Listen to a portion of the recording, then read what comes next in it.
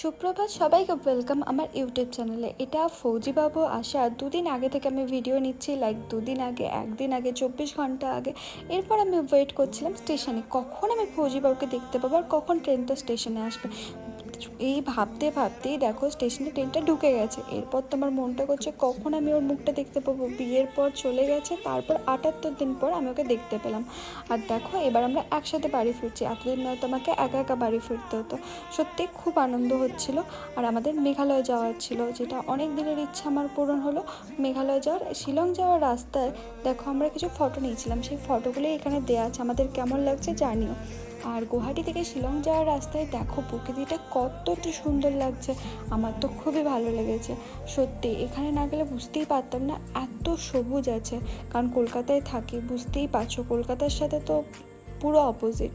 তারপর আমরা অ্যাটলাস শিলংয়ে পৌঁছালাম। আর শিলংয়েই হোটেলটা আমাদের ছিল। হোটেলের ক্লিপ কিছু নেওয়া নেই, সেই জন্য আমি হোটেলের ভিডিও দিতে পারবো না। কিন্তু সত্যি হোটেলটা খুব ক্লিন ছিল অ্যান্ড হোটেলের সার্ভিসও খুব ভালো ছিল। আর যারা হোটেলে সার্ভিস প্রোভাইড করছিল তারাও খুব ভালো ছিল। এরপর আমি কিছু শর্ট ভিডিও ক্লিপ নিয়ে নিয়েছি। দেখো ও শুয়ে আছে বিছানায়, আমি শর্ট ভিডিও করছি। আর আমরা রেডি হয়ে গেছিলাম মার্কেট যাওয়ার জন্য।